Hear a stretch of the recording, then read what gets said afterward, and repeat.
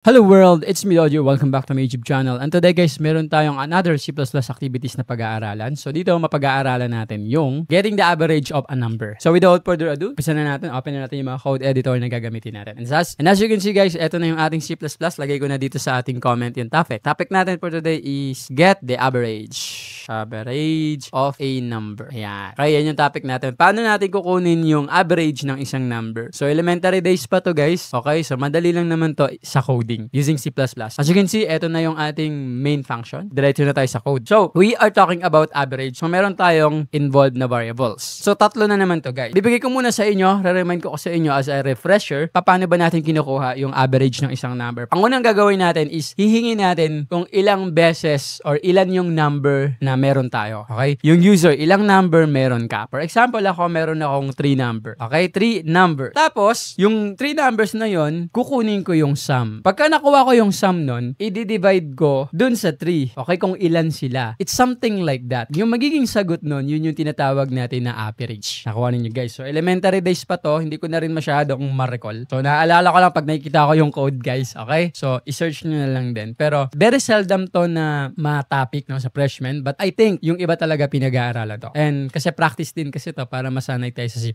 So, paano ba natin kukunin? Binigay ko na sa inyo yung logic. Una, kailangan alam mo kung ilan yung numbers na nasa isip ng user. Tapos, isa-sum natin sila. Pag nakuha mo yung sum, i-divide mo sa number kung ilan yung number. Yung sagot, yun yung average. Okay? So now, let's begin. Meron tayong tatlong variable. Una, integer number. Ito yung tinatawag natin na 3. Okay? Kung ilan. Ilan ba yung number na gusto ni user? Yan. Ilan yung number na nasa isip niya. Tapos, lagay tayo double para sure. Ito naman yung mga number. Okay? Para makuha natin yung sum, dapat malaman natin kung ano yung mga number na nasa isip niya. Kung ilalagay niya sa una is 3 o ano yung tatlong number na yon. Ganon guys, okay? Pagkatapos niyan, double ulit, lalagay na ngayon natin yung sum. Okay, yung total nilang dalawa. So again guys, ulitin ko, ito yung total number ni user. Ito namang number na to is value of, dito naman sa kalawa nating variable, ano yung mga value nung tatlo na yon? Value of each number. Ayan. Tapos dito is yung sum of all value. Okay? Ngayon na nakuha na natin or na-declare na natin yung ating mga variable. What's next? Next natin is prompt. Magka-character out tayo. Display tayo dyan. Sabihin natin na how many numbers. Ganun na lang, no? Huwag na mag-enter-enter. How many numbers. Ilan yung number na gusto mong i-end. Pagkatapos natin malagay yung how many numbers, syempre masasave yan. Character in. Saan? Dito sa variable n. Tatlong number. Save natin sa n. After natin makuha kung ilan yung number na nasa isip ni user, kailangan na ngayon natin siya tanungin kung ano-ano yung mga value nung each number. Okay? So ito, maganda to guys. Magkakaroon tayo ng another learnings dito. So matututunan natin paano yung loop na merong user input. Okay? So, magpo-for loop tayo dyan. For loop. Ay, sorry.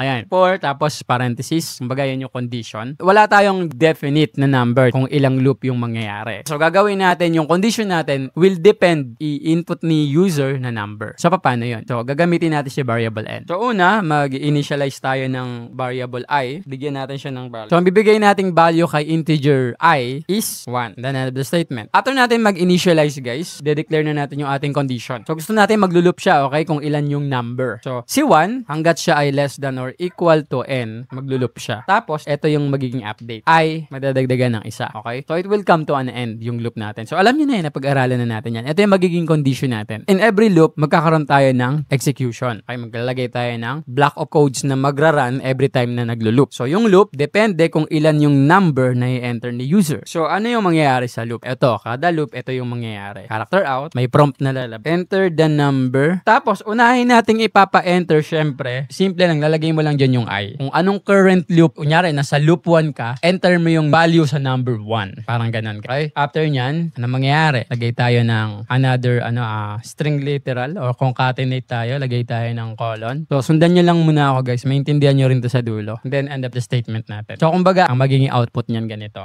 Enter the number 1. Yan. Parang ganyan yung magiging output niya. Enter mo yung value sa number 1. Sabihin natin, ang in-enter mo una dito sa how many numbers, 3. So, next natin is loop. O, anong mangyari sa loop? Enter mo yung number 1 dun sa isip mo. 10. Tapos maglo-loop na naman yan kasi magtutrue yung condition. So, dahil 2 na yung value ni I, enter mo naman yung number sa number 2. Ganon guys. Okay? So, sana naiintindihan ninyo. Lumabas na yung character out. Anong mangyayari. So, isa-save natin. Kada loop, mag-enter, mag-user input, isa-save din natin. So, character in tayo. Saan masisave? Sa number. Okay? Sa number na variable. Ayan. Guys, sa tingin ninyo, deserve ba ng channel na to na masubscribe? If oo, please guys, don't forget to click the subscribe button kasi habang nag-grow yung community na to guys, yung channel natin is lalo kaming na-inspire na gumawa pa ng mas kapaki-pakinabang at mas madaling intindihin ng mga tutorial videos. And in return guys, we will always try to do our best to deliver more valuable contents. Yun lang, balik na tayo sa tutorial. Tapos guys, again, kung naaalala ninyo, sabi natin dito na kailangan natin makuha yung sum. Okay? So since nagra-run tayo sa loop, isang loop lang yung tinatakbuhan natin. So ang gagawin natin is every time na makukuha tayo ng number, every time na nag-i-input si user ng number, i-add na natin or i-reassign na natin dun sa sum na variable. Diba? Kunyari, nag-enter ako ng 10. O di yung magiging value ni sum is 10. Tapos sa next loop, nag-enter ako ng 20. O di yung magiging bagong value ni sum is 10 plus 20 is 30 na. Ganon. Okay? Tawag doon is add and reassign. So yung assignment operators, I'm pretty sure na pag-aralan na natin to, balikan nyo na lang kung nakalimutan nyo. So paano yon? Si Sam, ma-add siya at ma-reassign. Okay? Kung ano yung mga ini-input na value para doon sa variable na number. So maintindihan ninyo. Dito talaga mahirap guys sa logic. Pagkatapos natin makuha, sabihin natin nakuha na natin yung sum. Tapos na yung sum, na-get na natin yung sum. Anong next natin gagawin? So as you can see dito sa ating logic, okay? Pagkatapos natin makuha yung sum, i-divide natin siya kung ilan yung number na in-enter ni user. For example, 3.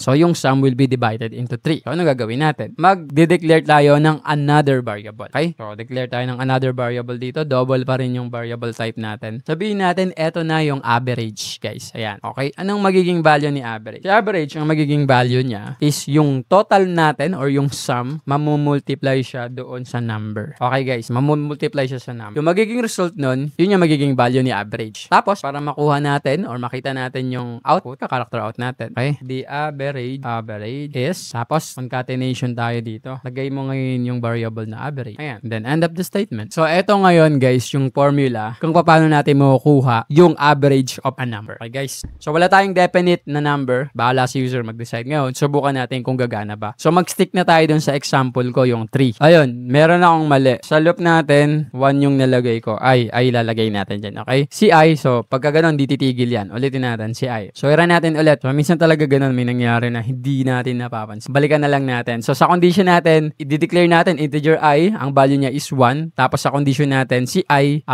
hanggat siya ay less than or equal to n. Okay? Ganun yung sagot. Kasi kapag 1 yung nilagay ko, hindi na siya magbabago. So, tatakbo to, hindi titigil yung condition. So, I made a mistake. Okay, guys. So, palitan lang natin yung 1 ng I. Ayan. Ngayon na napalitan na natin, i-run na natin siya. Naintindihan namin yung struggle nung nag-aaral watching videos. Alam namin na mahirap yung mag-backward and forward. Tapos, ipopost mo pa kapag kailangan mong kopyahin yung code. Kaya naman, guys, gumawa kami ng PDF notes kung saan doon namin nilagay yung mga topic, yung mga code example, yung mga explanations. And so many times, guys, yun din yung ginagawa kong timeline at keywords para sa mga topic na ginagawa ko dito sa YouTube. So, ang masasabi ko lang, guys, is mas advanced pa yun kumpara sa mga topic natin dito. Mas marami siyang laman. And soon enough, maglalagay kami doon sa PDF ng mga link ng mga unlisted videos. Pag sinabi nating unlisted videos, guys, ito yung mga tutorial na hindi namin pinpublic. You can only access them kapag meron kang link. Makakatulong sa inyo tong PDF. Napakamura lang niya, guys. Bakit may bayad? Kasi syempre, nag-hire ako ng mga tao na tutulong sa akin gumawa. So if you're interested, guys, andyan yung link sa baba. And if you're going to ask me, is it worth it? Of course, it's worth it. Again, guys, yun lang. Balik na tayo sa tutorials. And eto na yung mangyayari. So, ulitin natin. Ayan. So, enter ka ng numbers. Sabihin natin, meron akong 3 numbers na gustong i-enter. Yung unang number, 10 plus 20 plus 30. So, 60 yung sum. Ngayon, para makuha mo yung average ng 60, i-divide mo yung sum kung ilan yung number na in-enter mo, which is 3. So, ang sagot is 20. The average is 20. Ayan. Nakuha ninyo, guys. So, ganyan yung pagkuha ng average of a number. Bakit ko ito tinuturo? Guys, pagka sinubukan nyo itong practicein, marami kayong matututunan kagaya nitong for loop. Diba? Mapapractice kayo paano gumawa ng for loop na may user input. Ayan, guys. Okay? Thank you so much for watching. Sana may natutunan kayo. If you do, guys, please don't forget to click subscribe and like the video and comment down below, guys, kung ano yung mga bagay na gusto nyong pag-aralan natin.